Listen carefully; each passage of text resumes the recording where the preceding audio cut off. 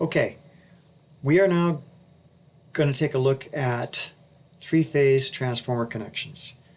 So far, we've looked at single-phase transformers and a couple of different styles of those transformers and how we find out nameplate ratings for those transformers.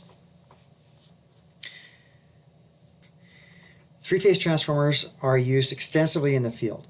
Utilities use them for a wide variety of connections for distribution and transmission.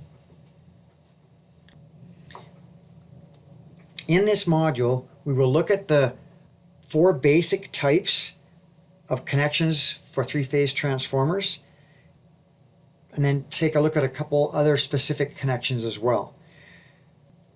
One of the reasons that we are doing the videos for three-phase transformer connections is that the module does not give a lot of information on these connections. And you will also find that there are power calculations that you will see once we start moving past the first or second objective. In your module tests, you'll start to see math calculations that you do not see much of in the module either. So these videos will be a way to help you understand how the math works for these calculations as well.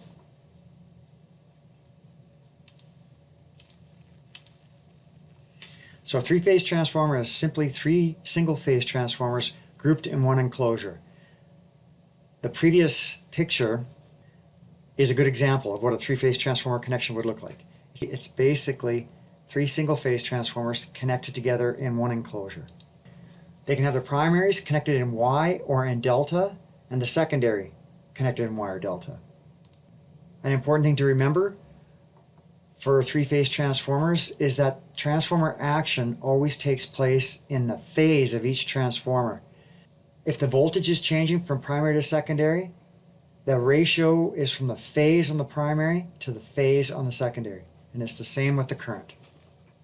The sum of the kVA rating of each transformer is the total kVA rating of the three transformer bank. The total output VA is always equal to the total VA input. The four main connections that we are going to learn about for three-phase transformers are Y to Y connected, where you would take three single-phase transformers and connect them Y primary, Y secondary.